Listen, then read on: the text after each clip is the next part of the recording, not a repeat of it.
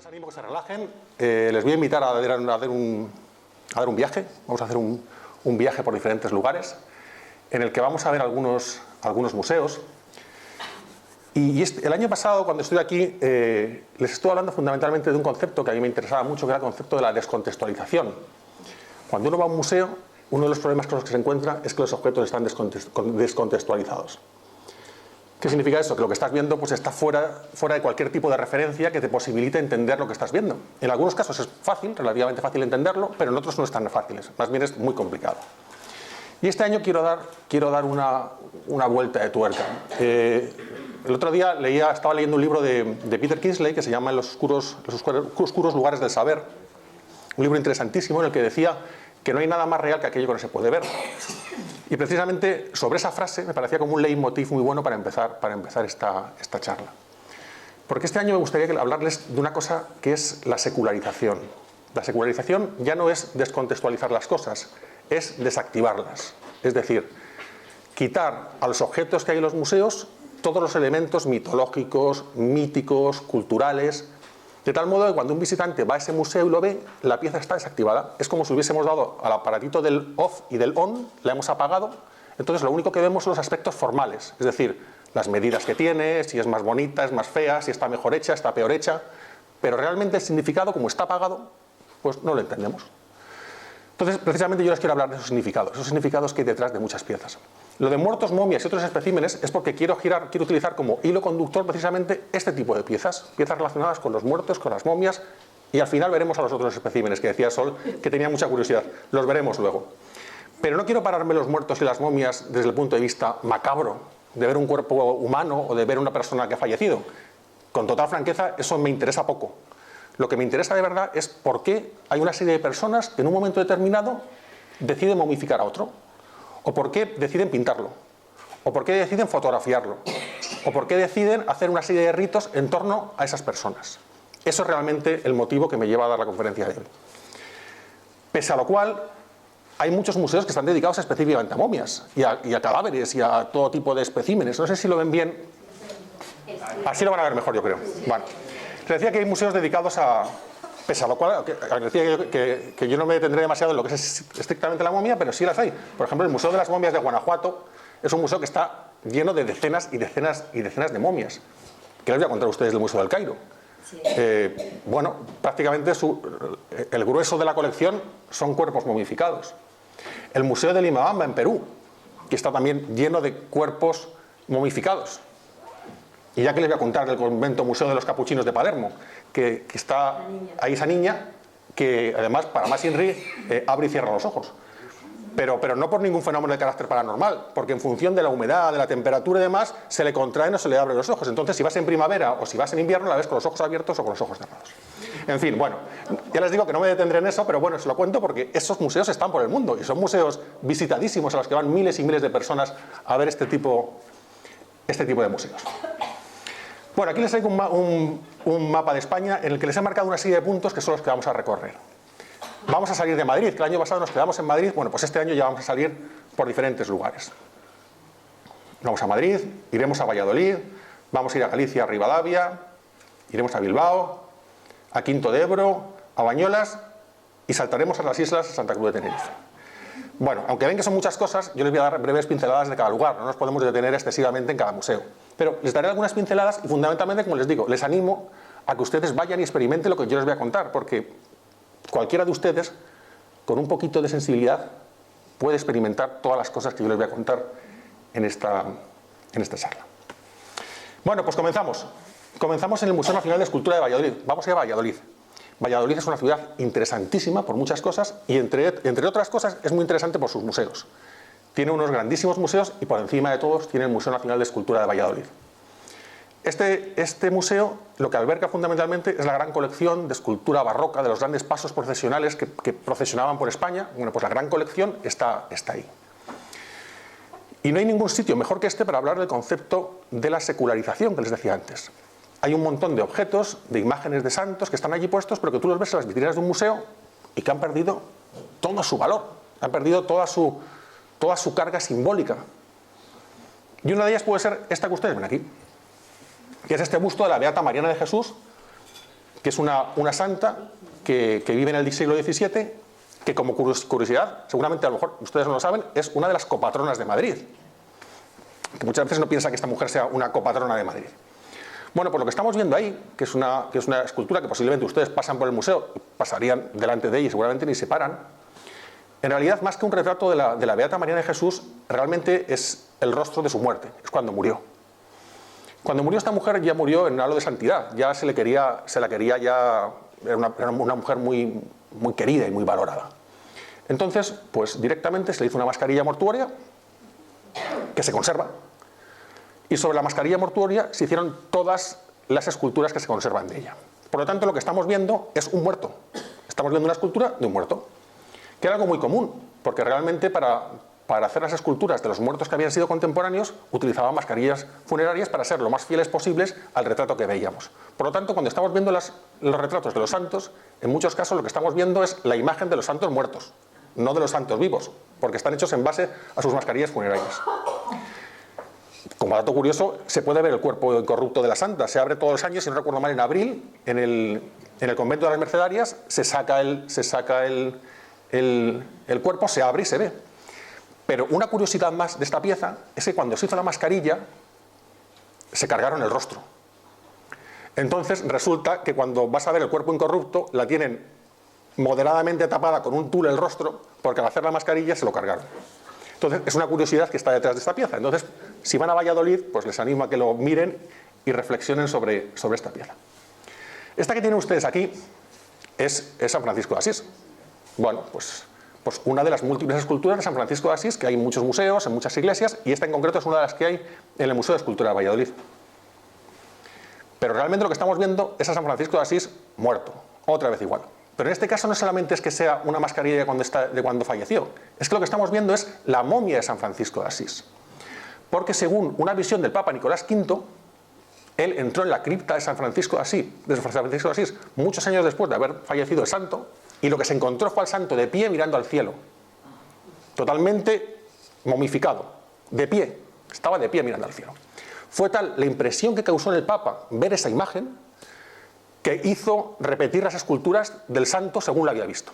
Entonces lo que estamos viendo ahí no es el santo en éxtasis, es el santo momificado muerto, que está mirando al cielo según la visión que tuvo el Papa. Entonces es uno más de los muertos que están allí. Bueno, se conserva el cuerpo de San Francisco, lo que ocurre es que, bueno, ya ven en qué estado se conserva ahora. Bueno, no tiene nada que ver con la imagen que les estaba poniendo. Bueno, de esta pieza que les voy a contar a ustedes. Es la muerte de Gil de Ronza, una escultura que como dato curioso, ya en el siglo XX y en el siglo XXI se han hecho diferentes estudios sobre esta pieza y se ha advertido que eso que ven ustedes ahí, y aquí no sé si ustedes lo ven, no sé si van a ver el ratón, por ahí, por aquí, aquí lo van a ver mejor, son gusanos. Y se ha visto que corresponden fielmente a la fauna cadavérica del proceso de putrefacción de un cuerpo humano. Es decir, cuando Gil de Ronza, que es el autor de esta pieza, hace esa pieza, que imagínense ustedes, ahora está en un museo, en una vitrina, pero antes estaba en una vitrina dentro de un retablo iluminado por velas, causaba una grandísima impresión a los visitantes que iban a verla. Realmente tuvo que fijarse en cadáveres reales, porque ya les digo que los detalles de la fauna cadavérica de la escultura son ciertos. Antonio Palomino, el gran tratadista del siglo XVI, decía, refiriéndose a esta pieza, que aun tocándola se duda si es natural, por el nivel de precisión con el que está hecha la muerte de Gil de Ronza. Todavía a día de hoy la gente que va al Museo de Escultura de Valladolid se lleva más de un susto cuando giran una puerta, entran a la sala y se encuentran de repente la muerte de Gil de Ronza. Les aseguro que no se quedan tampoco muy tranquilos. En Valladolid, aparte del Museo Nacional de Escultura, está el Museo Arqueológico de Valladolid. Es un museo más pequeño, pero que tiene unas colecciones muy, muy interesantes. Y si vamos a hablar de muertos, vamos a hablar también de algo que invoca la muerte, y es este sillón que ustedes ven aquí. Es un sillón que posiblemente es una de esas piezas, como les digo, de las que más me gustan a mí, que son de las que pasan absolutamente desapercibidas. Es un sillón que se llama el Sillón del Diablo. Es un sillón del siglo XV, que como dato curioso les digo que ha estado en Madrid hasta el domingo pasado, porque estuvo formando parte de una exposición en el Museo de América que se titulaba Así me siento, que era una una exposición de diferentes butacas, asientos, tronos y demás, que tenían algún tipo de significación especial. Bueno, pues este sillón estaba dentro de los sillones chamánicos que se utilizaban para comunicarse con el más allá. Entonces ven esta silla y dicen, ¿qué tiene esta silla? Bueno, pues era propiedad de Andrés de Proaza. Andrés de Proaza era un joven estudiante de medicina que entre las cosas que hacía, pues diseccionaba cadáveres.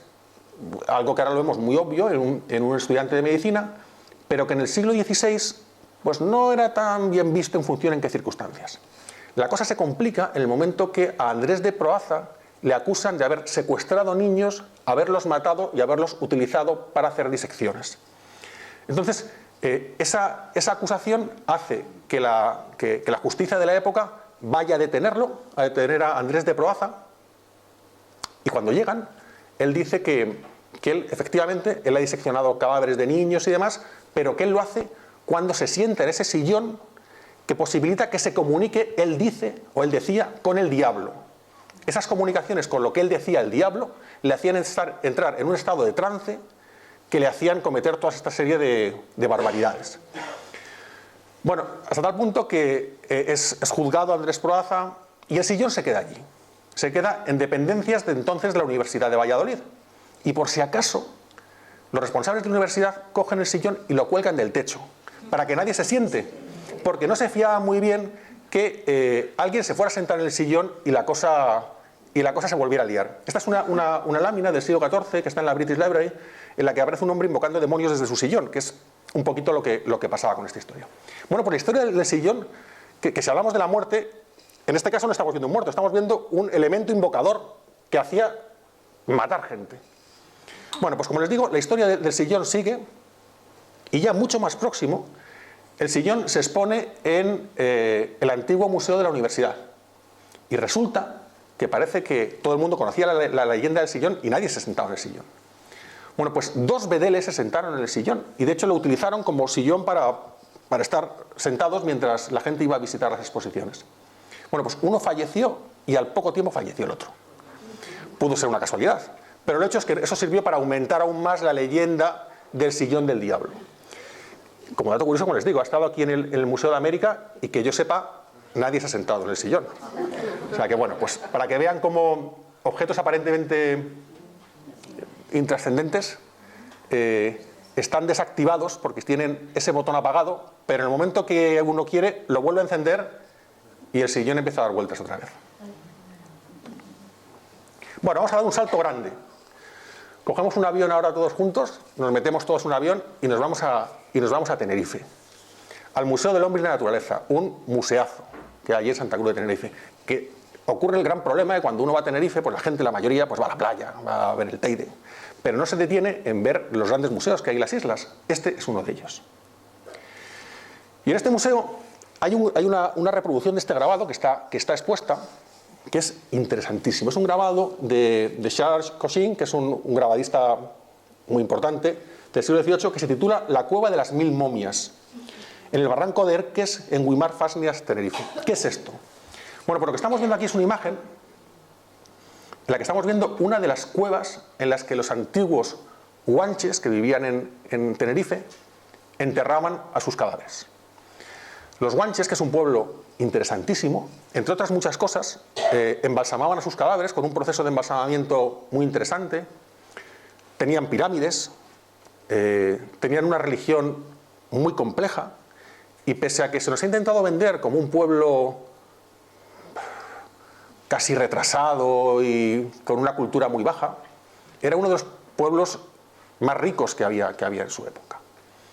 Bueno, hasta el punto de, como les digo, tenían estas cuevas en las que ellos momificaban los cadáveres y los tenían tumbados en esta especie de parihuelas, y una gran parte de los cadáveres los tenían de pie, como los ven ustedes ahí. No sé si lo llegan a ver. Sí, sí, Entonces estaban todos ahí, todos sus antepasados los tenían momificados en las cuevas ahí metidos. ¿Qué ocurre? Con la llegada de los europeos se diezma a la población guanche y llega un momento que prácticamente exterminan a la población guanche. En el siglo XVIII quedaban algunos descendientes de los guanches y había la leyenda de que existían estas cuevas que estaban llenas de momias. En algún momento, posiblemente, algún descendiente de los guanches, alguien relacionado un poquito pues, con aquel pueblo, lleva a los europeos a ver las cuevas. Y de hecho, si ustedes se fijan, en esta parte de aquí, no sé si ustedes lo ven, se ve aquí una persona con un traje como de piel o algo así, y a su lado se ve a dos señores vestidos a la moda del siglo XVIII. No sé si ustedes lo ven.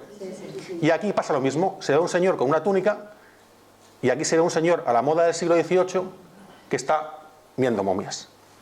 ¿Para qué querían las momias? Pues fundamentalmente para romperlas, para convertirlas en polvo, porque decían que el polvo de momia, entre otras muchas cosas, era afrodisíaco. Entonces, la mayoría de las momias que había en Canarias se destruyeron en el siglo XVIII y en el siglo XIX para que diferentes personas, bueno, pues hicieran polvito con ellas y se las llevaran. Afortunadamente no todas se perdieron, se conservaron muchas, porque me imagino que los guanches o los herederos de los guanches que vieron lo que estaba ocurriendo con sus momias, en algún momento cortaron el grifo y dejó de entrar gente a aquellas cuevas. Entonces se pudieron conservar algunas de ellas y las tenemos, como ustedes pueden ver ahí. El nivel de momificación de los guanches era altísimo y los conocimientos que tenían eran increíbles. Ellos momificaban sus cadáveres realmente como un elemento de comunicación con lo trascendente, de comunicación con el más allá. Era una preparación para seguir. Entonces, para ellos era muy importante mantener el cuerpo en perfecto estado. En algunos casos, en función del nivel social del momificado, se hacía un embalsamamiento tal cual o se envolvía en piel de cabra, como ustedes ven ahí. Los cuerpos eran envueltos en diferentes pieles. Desafortunadamente, muchos cuerpos se han encontrado desmembrados, porque, como les digo, se saquearon cuevas, se robaron momias, y en algunos casos se conservan cabezas de guanches, como ven ustedes aquí. El nivel de momificación y de detalle es altísimo. Conservan el cabello, la piel, conservan una parte de los elementos biológicos, pero como les digo, lo verdaderamente importante es que ellos hacían estas momificaciones para comunicar con lo trascendente. Y desafortunadamente, sí. ¿De qué antigüedad estamos hablando? Pues mira, hay momificaciones aproximadamente, que sepamos nosotros, desde el siglo IX, siglo X, hay documentación de momias. Porque los guanches posiblemente llegan a Canarias en torno al siglo I. En una parte de la romanización hay pueblos del norte de África, posiblemente relacionados con los bereberes, que pasan a Canarias. Parece que esos pueblos traían ya conocimientos de momificación. Y en siglos muy tempranos, en torno al siglo IV, siglo V, se sabe que ya había momificaciones, pero del siglo IX y siglo X había ya momificaciones sin ningún tipo de duda. O sea que estamos hablando de momificaciones bastante, bastante antiguas, pero no tienen nada que ver, por supuesto, con el nivel de momificación del Antiguo Egipto y demás. Son cronologías totalmente diferentes. Entre las modificaciones que hacían también eran niños también. En concreto, esto es una momia guanche de un feto intrauterino de 6 meses, que aún conserva el cordón umbilical.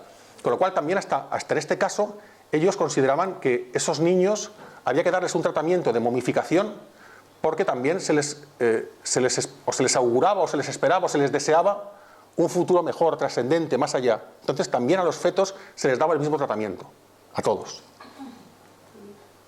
Claro, pero si queremos hablar de momias, inevitablemente tenemos que venir al Museo Arqueológico Nacional, porque de todas las momias que hay, la que se encuentra en mejor estado está aquí en Madrid. De hecho, los políticos de Canarias y demás, todos los años recurrentemente piden que se devuelva la momia. Y siempre hay un conflicto de carácter político, administrativo, por no devolver esta momia. ¿Y a qué momia nos referimos? Pues a esta de aquí. Esta momia está en el Museo Arqueológico Nacional. Hace un año aproximadamente fue noticia porque estaba en el Museo Nacional de Antropología y se trasladó al Museo Arqueológico Nacional, que es donde está ahora. Yo les animo a que vayan a verlo, por supuesto les animo a que vayan al Museo Arqueológico Nacional, pero en concreto a ver esta momia. Esta momia tiene una historia interesantísima.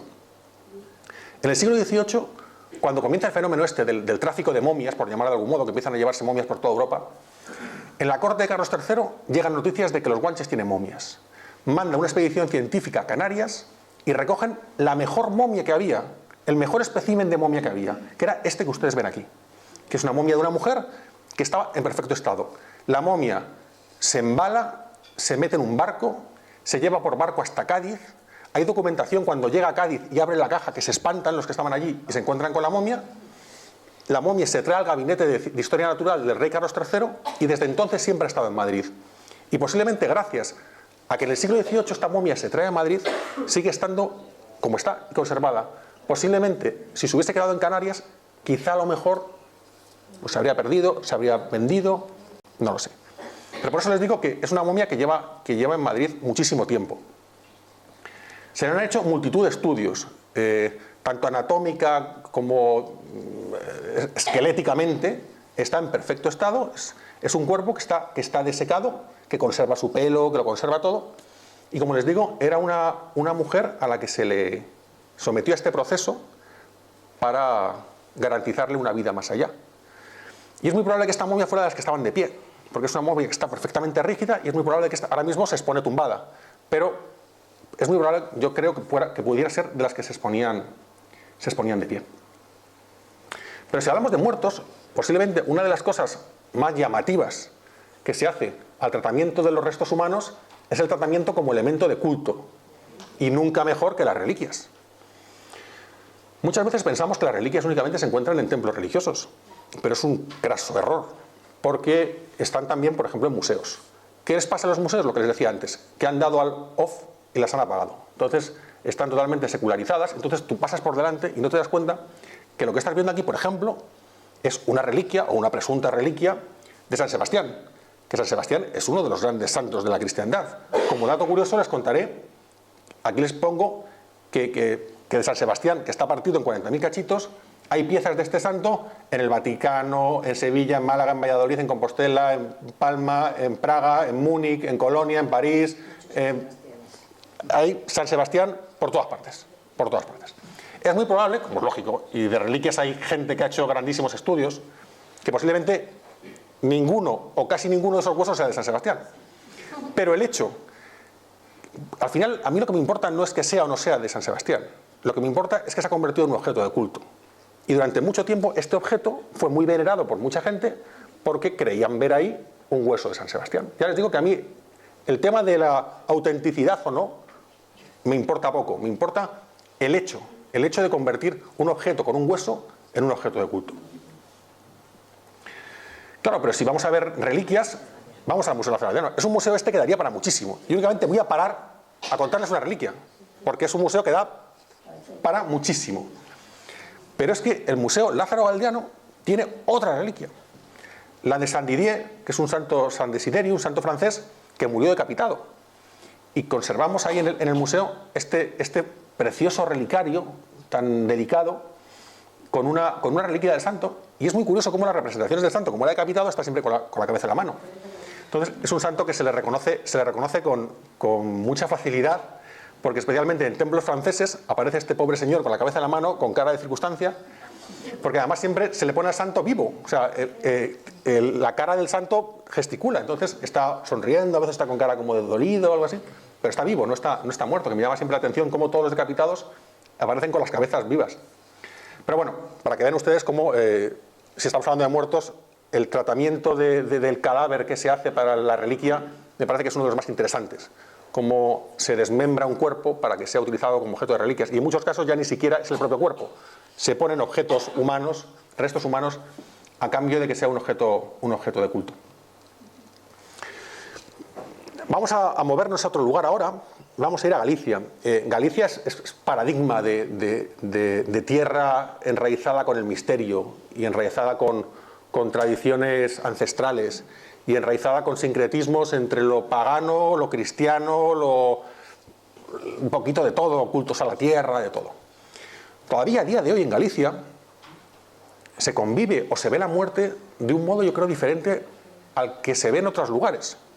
Conviven con mucha naturalidad de la muerte, y no solamente con la muerte físicamente, sino con la expresión de la muerte y la reproducción de la muerte.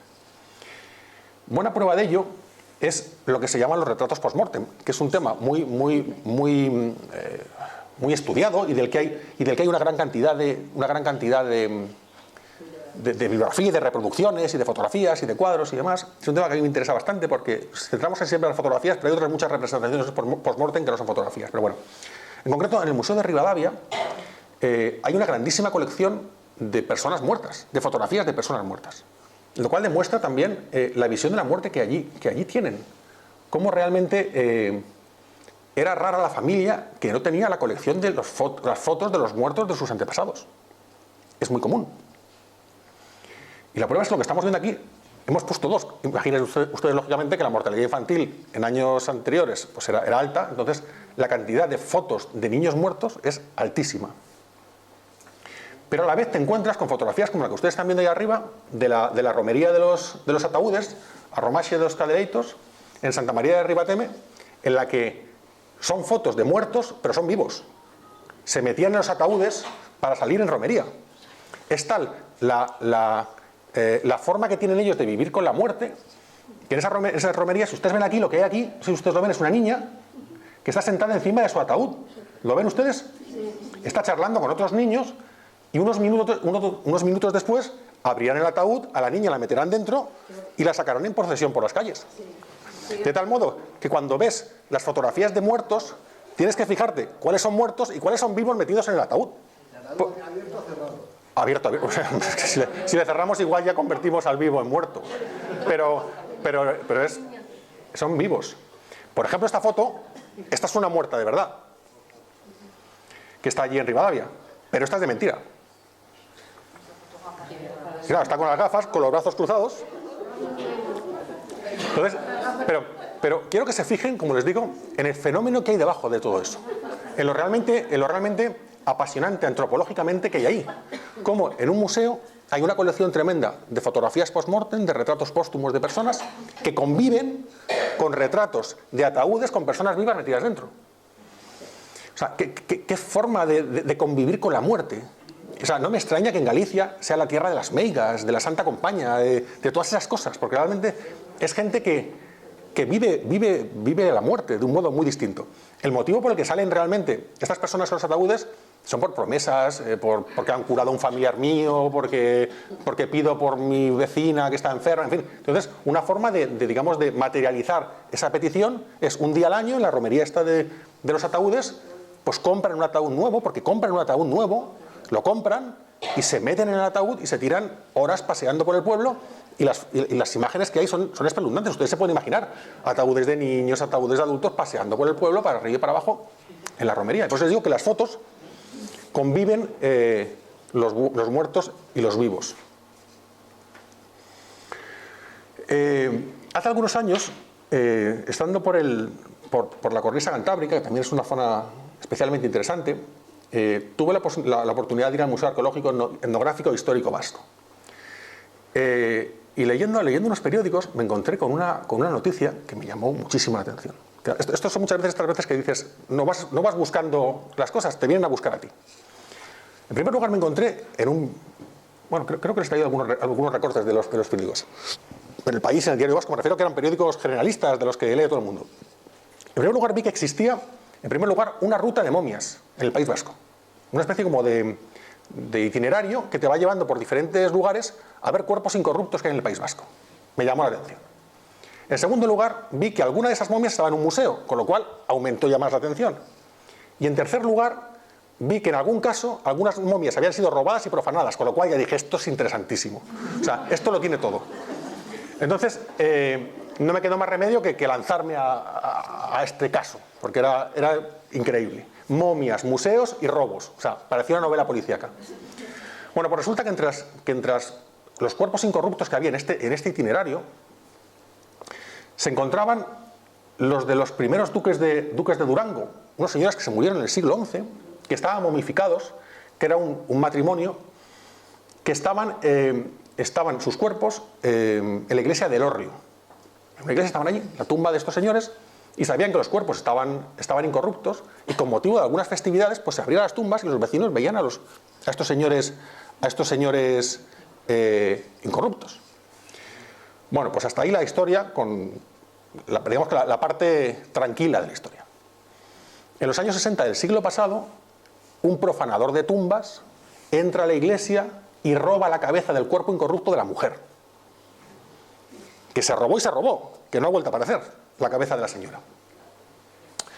Entonces, los responsables de la iglesia y demás comenzaron a temer que en su iglesia se pudieran estar haciendo rituales de cualquier tipo, en fin, se asustaron. Entonces se les ocurrió que lo mejor que podían hacer era coger el cuerpo del señor y el cuerpo sin la cabeza de la señora y depositarlos en el museo. Porque pensaron, el museo al fin y al cabo Tiene una seguridad, la cosa como que parecía mejor. Entonces, esta es la capilla en la que estaban los cuerpos. Estos bancos que se ven aquí son las tumbas de estos señores, que ahora mismo están vacías, y los cuerpos incorruptos de estos señores se llevan al museo.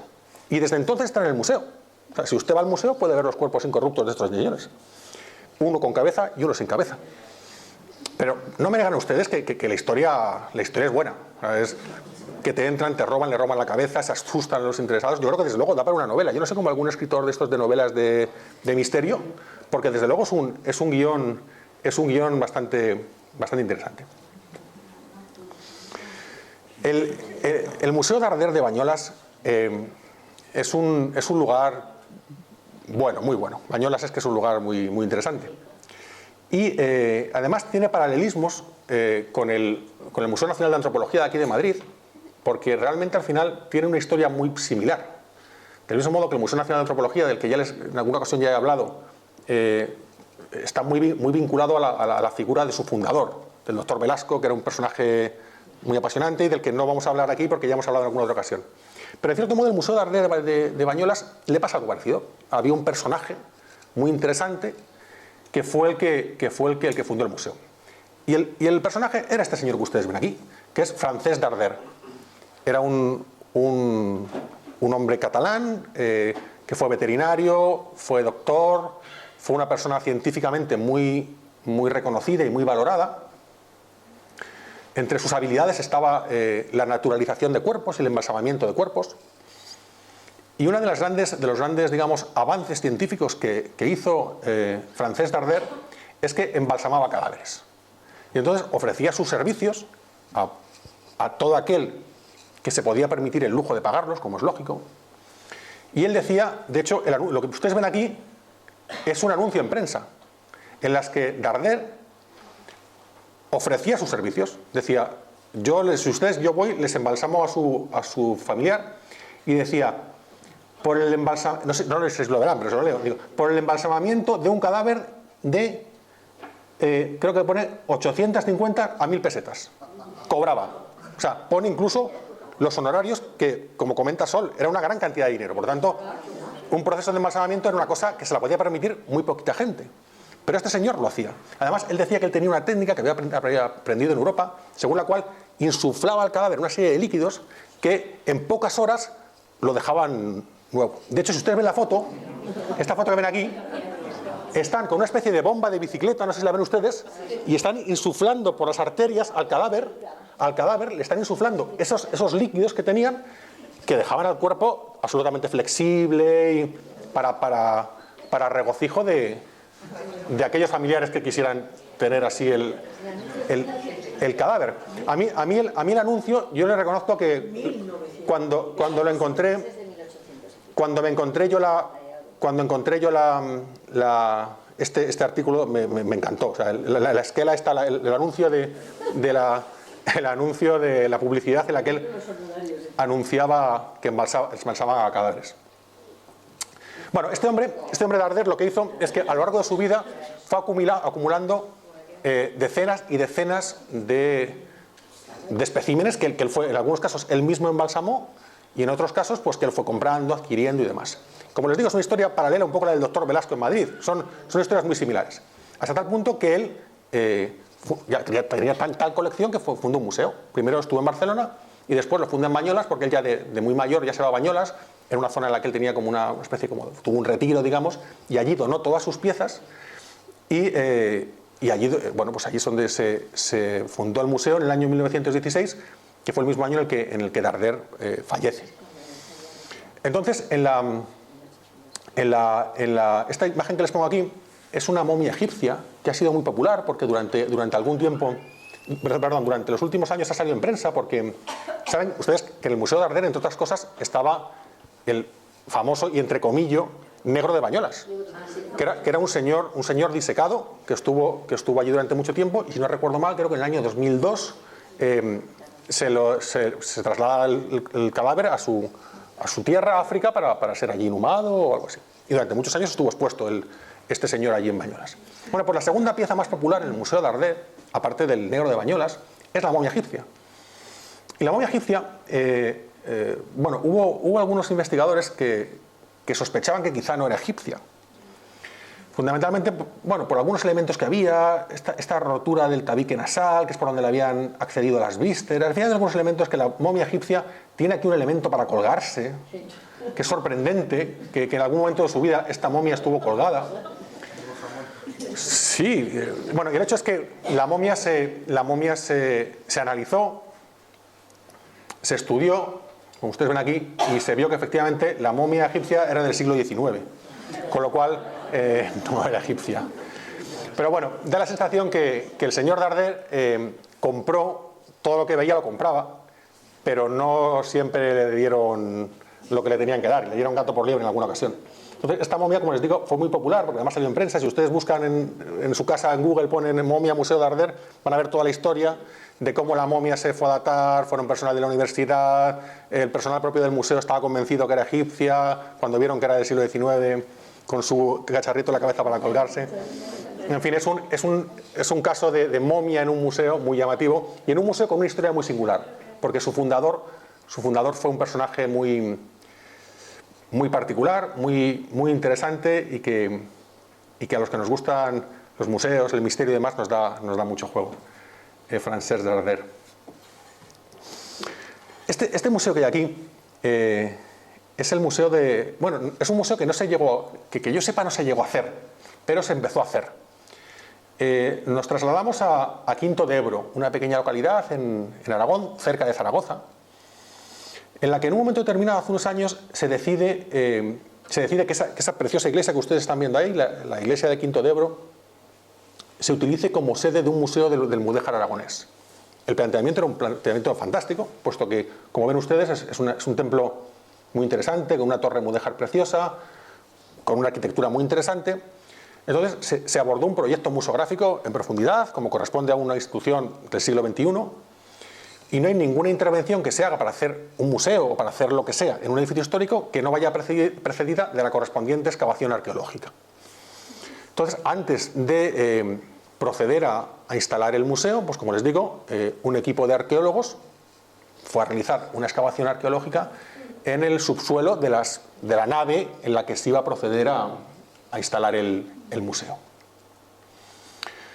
Entonces, entre las cosas que se fueron encontrando al hacer la excavación fueron estos pequeños ataúdes que ustedes ven aquí. Una acumulación grande de ataúdes que se dataron en torno a siglo XVIII, siglo XIX, algunos ya más tardíos, siglo XIX, o sea, con una horquilla de 100, 150 años, que les llamó un poco la atención encontrarse con esa cantidad de ataúdes infantiles. Pero lo que más les llamó la atención es cuando abrieron los ataúdes y se encontraron con que había decenas y decenas de niños incorruptos.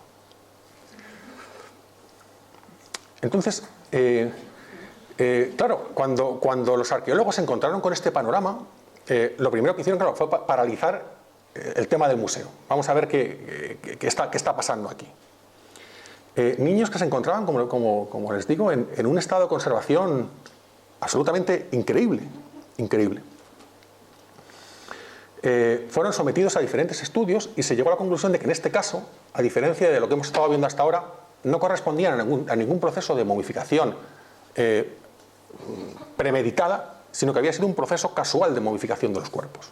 Parece que por las condiciones de humedad o no humedad, estabilidad de temperatura y demás, los cuerpos se habían mantenido incorruptos, porque no se identificó ningún proceso, como les digo, los cuerpos no estaban sometidos a ningún proceso de embalsamamiento, ni de momificación, ni nada por el estilo, eran cadáveres normales.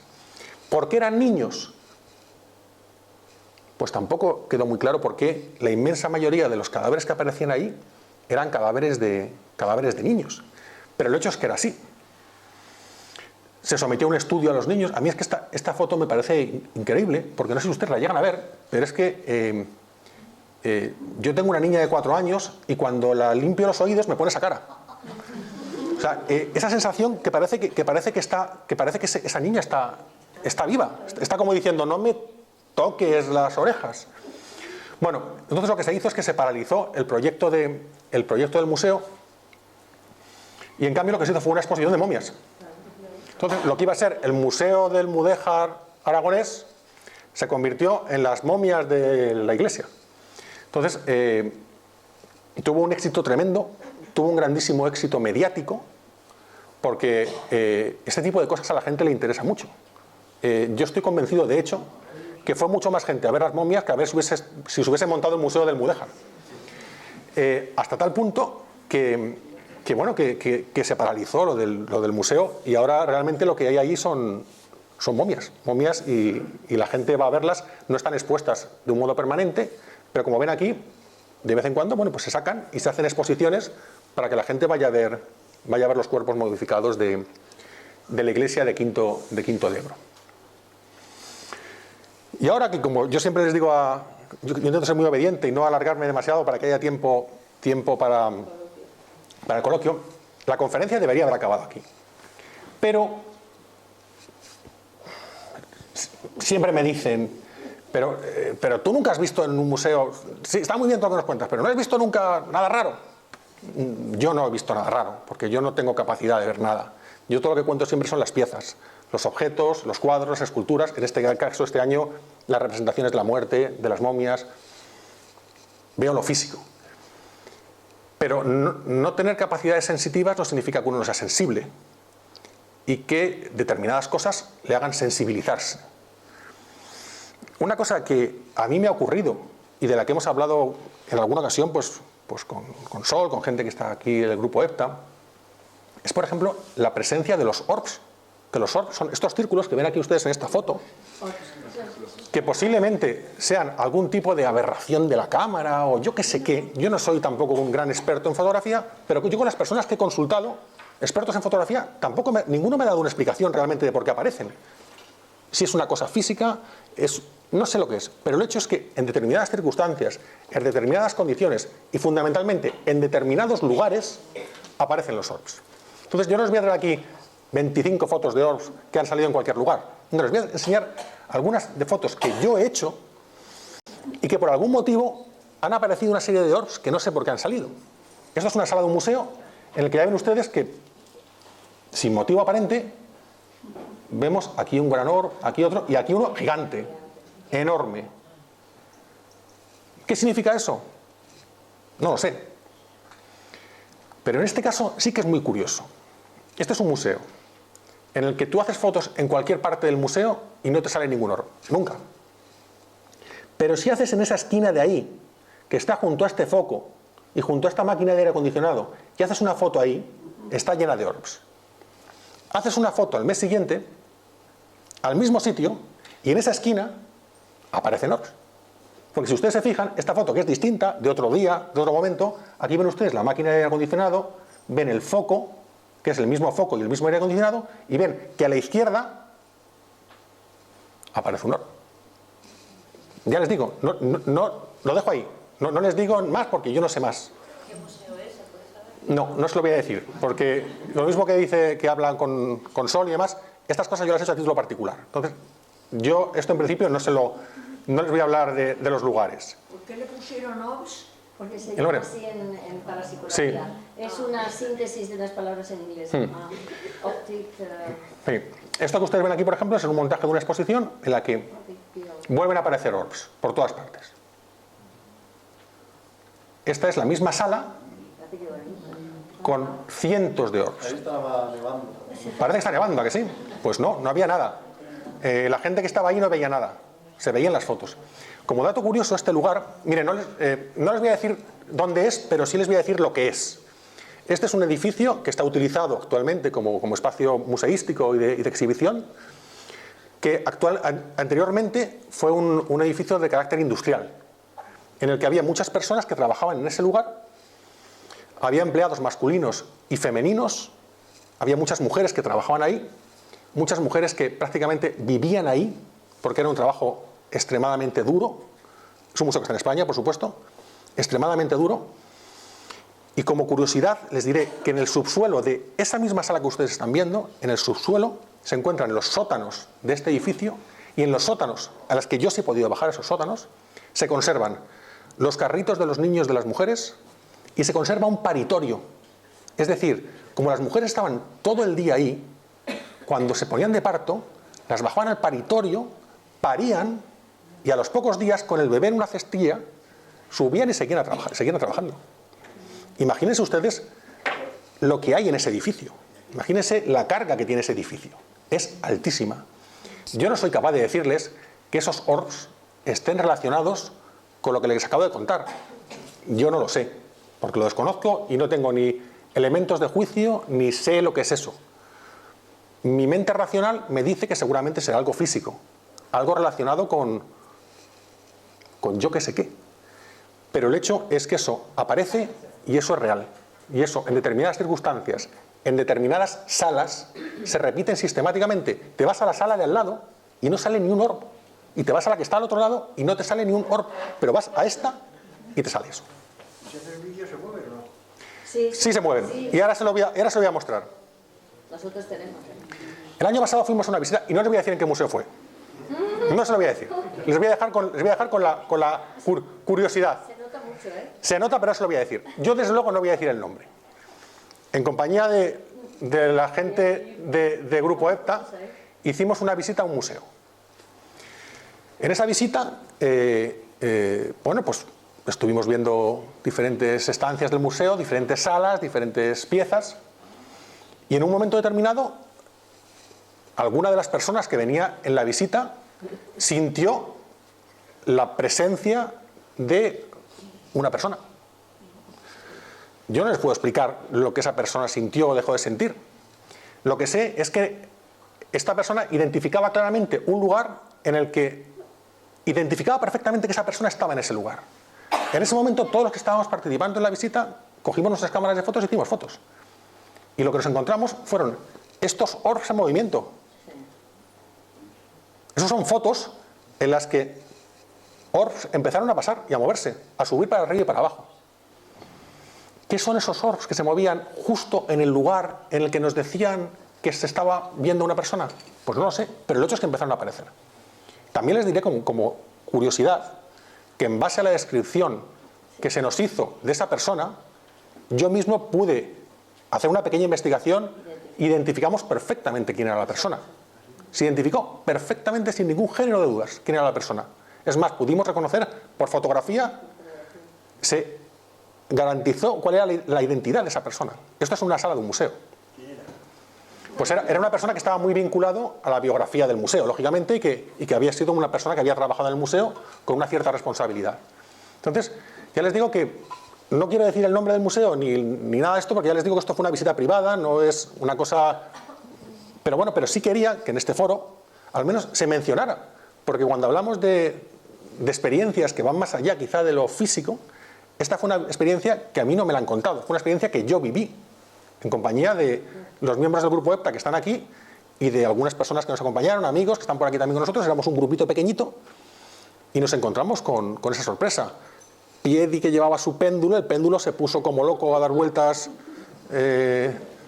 para todas partes. ¿Y por qué le daba vueltas el péndulo como si estuviera loco? Pues yo tampoco sé explicarles cuál era el motivo de ese hecho. Bueno, pues como les digo, no me quiero alargar más, son ya casi las 9. Espero que este recorrido que hemos hecho por diferentes museos por España les haya sido de su agrado y nada más. Muchas gracias por todo. Se me ha olvidado citarles siempre una cita que pongo al final siempre, que me gusta siempre cerrar con una cita, que en este caso es esta que dice: el misterio es la cosa más bonita que podemos experimentar.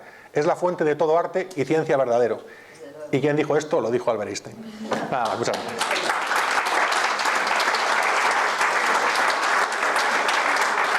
Sí. ¿Móvil también se pueden captar? ¿O Sí.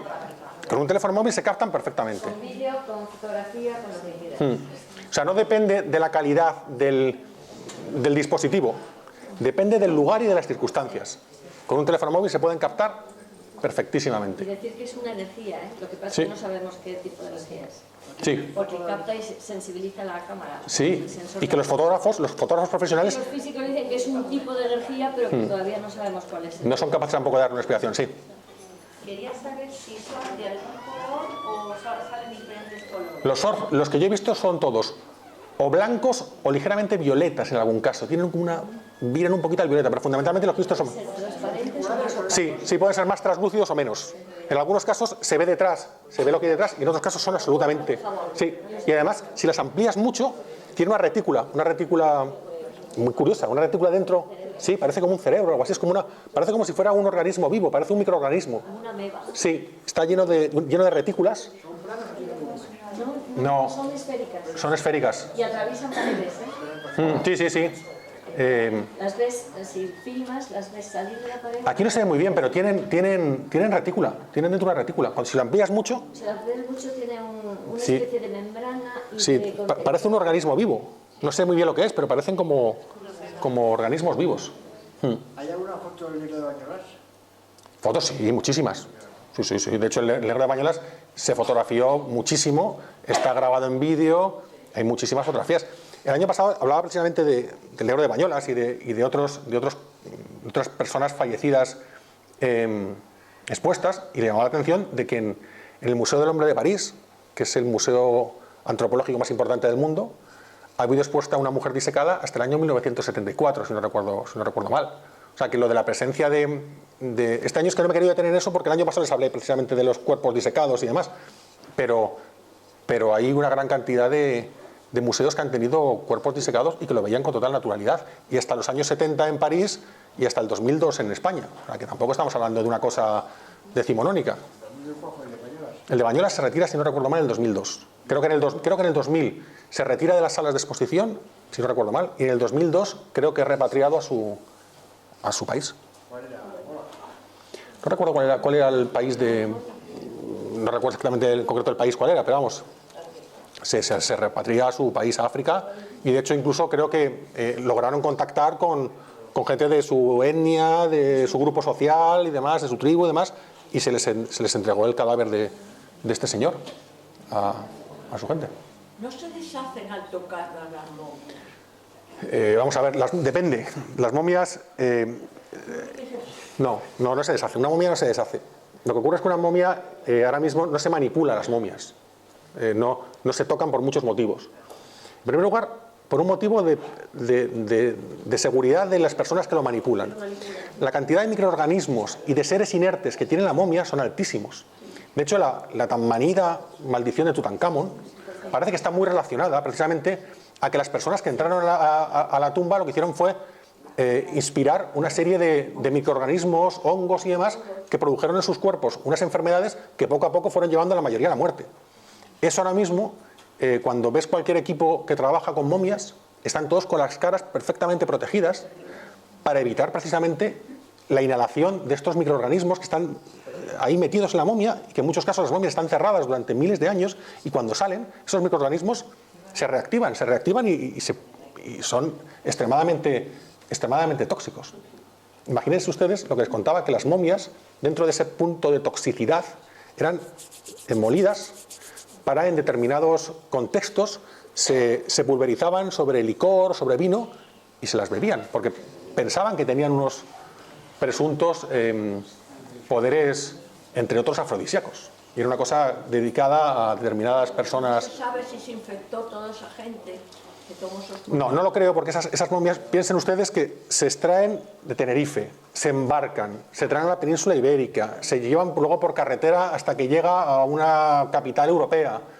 Bueno, imagino que ya estaban las pobres momias cuando llegaban a sus lugares de destino, me imagino que estaban ya bien ventiladas, habían sido ya bien ventiladas.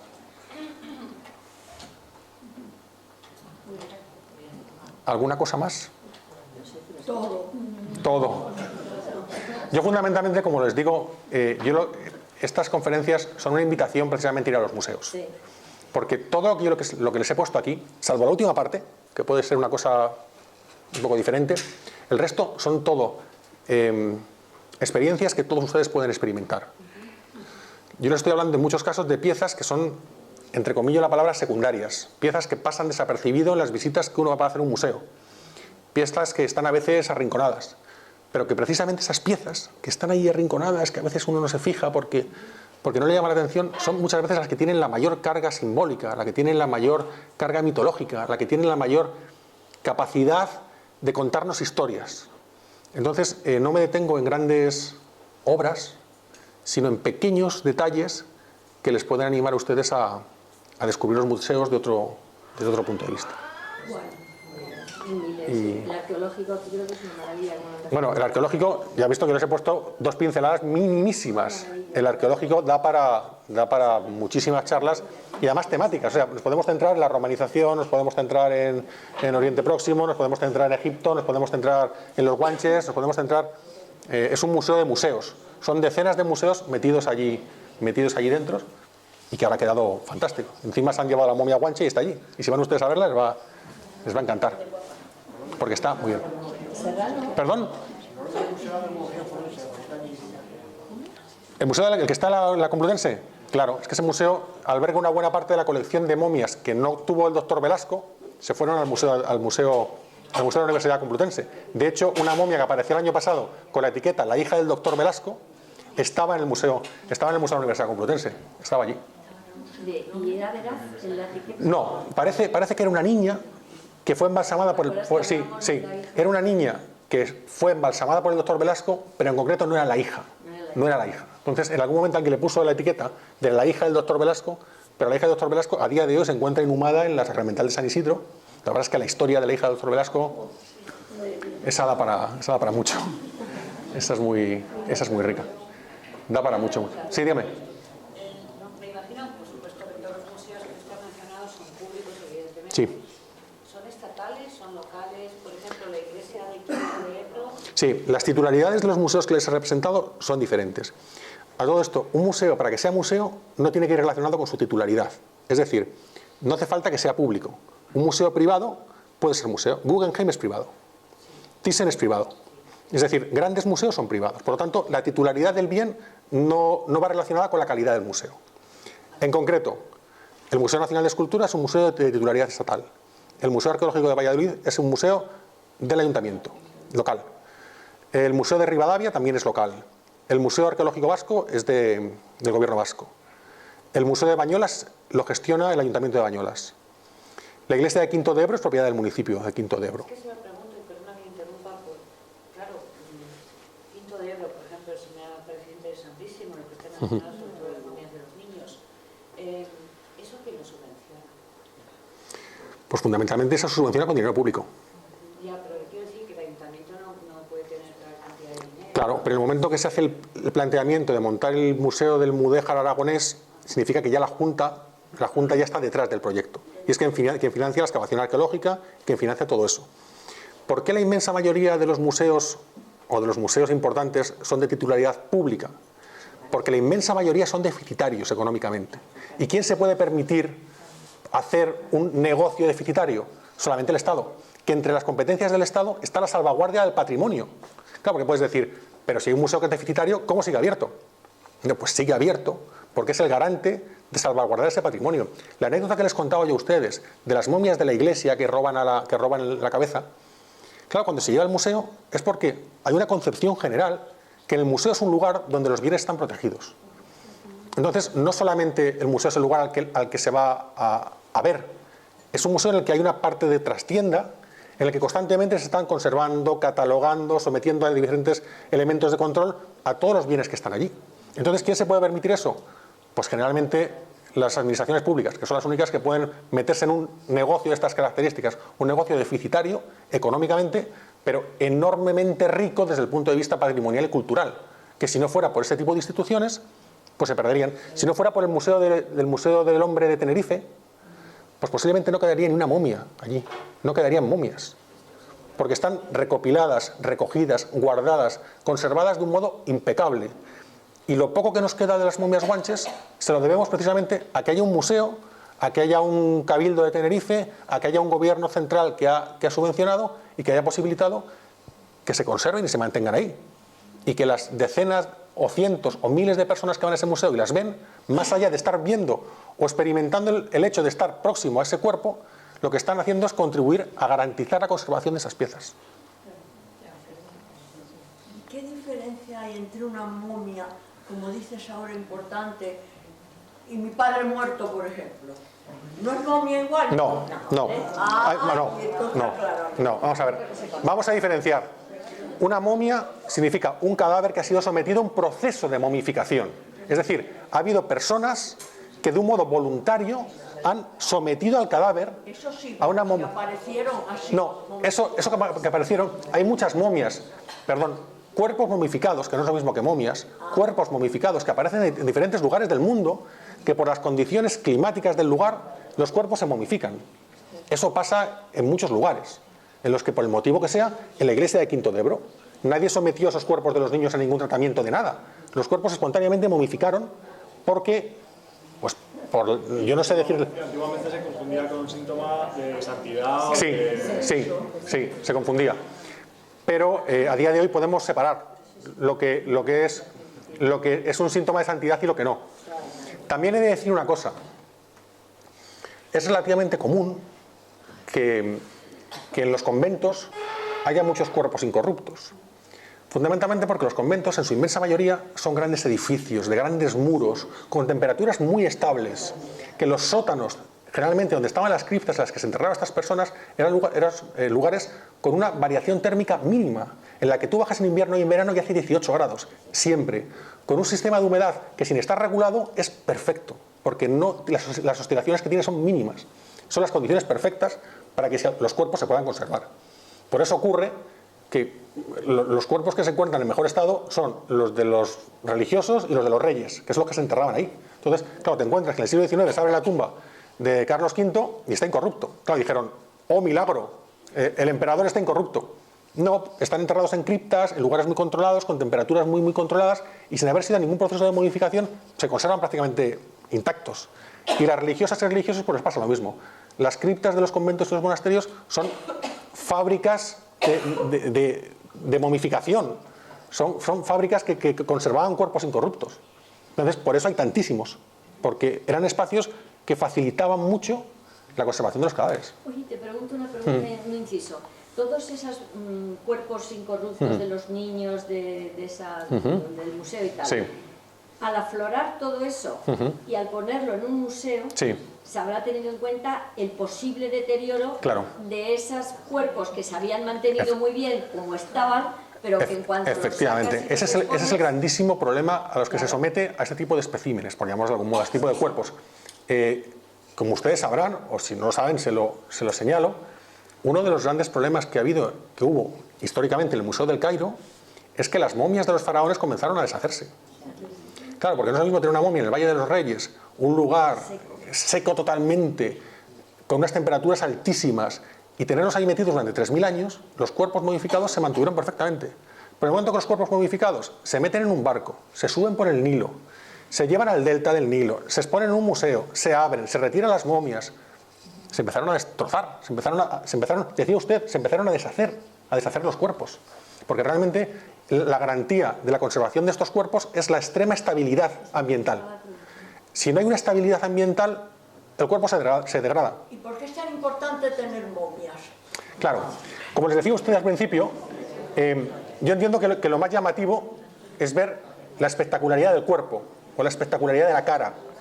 Pero lo que a mí me interesa, y lo que les intentaba yo a ustedes hacer ver, es por qué lleva un pueblo a embalsamar y a momificar a sus cuerpos, los cuerpos de sus antepasados. Fundamentalmente lo hacían para garantizarles otra vida, garantizarles un paso, porque ellos realmente sí veían mucha relación entre lo físico y lo espiritual. Para ellos era un todo. Entonces entendían que si no se cuidaba lo físico, se desatendía lo espiritual. Entonces hacían esfuerzos tremendos por conservar al máximo, en base a los conocimientos de cada pueblo. Los egipcios lo hacían de un modo, los guanches lo hacían de otro, cada uno lo hacía a su manera, conservar esos cuerpos. Y lo que les he puesto aquí no solamente han sido modificaciones, que son muy espectaculares, les he puesto fotografías, para que vean cómo en el siglo XX, en Galicia, se convive con la muerte, y se fotografía la muerte y se vive con ella. Y en vivo se meten en ataúdes y se hacen fotografías de muertos, y conviven todas juntas. Lo siguen haciendo. Y lo siguen haciendo, y lo siguen haciendo. Y les, Año tras año. exactamente, y les he enseñado fotografías de esculturas en las que lo que estamos viendo realmente son muertos. Porque realmente lo que se quería, la imagen que se transmitía al final, era la imagen de esos muertos. Santos que estaban en trance y demás, no, estaban muertos. Y lo que estamos viendo son los muertos. Entonces, lo que les quería hacer ver es la importancia de la imagen del muerto, de la momia, dentro de un contexto cultural, de culto, un objeto de culto, de mitología, de proceso de paso hacia el más allá, de camino hacia seguir. Ese es el motivo por el cual se hacían las momias, y se hacían las esculturas de los cuerpos, y se hacían las fotografías, y se hacían los retratos post-mortem. Y era para eso, era con una capacidad o con una voluntad de trascender, de ir más allá. No por el mero hecho de tener una momia en tu casa, era por el mero hecho de ir más allá. Ese era el objeto final de todo este proceso. Y es un poco el mensaje final de todo esto. ¿Sí? ¿Perdón? El culto a los muertos en México, lo que más llama la atención es que es un culto festivo. Festivo.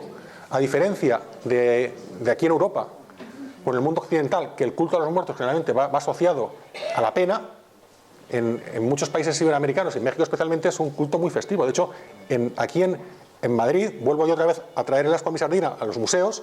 En el Museo de América, todos los años, coincidiendo con la fiesta de los santos, se monta un altar de muertos. Un altar de muertos que está instalado durante muchos días y que se puede ir a ver. Y van a ver allí las fotos de las personas muertas con un garrancón colorido, bebiendo tequila. Es una cosa muy festiva. Ellos lo hacen de un modo muy, muy, muy festivo. Sí. Sí, por ahí. La última. Venga, la última, sí. De todos los museos que has tenido la oportunidad de visitar, conocer, ¿cuál es tu preferido y por qué?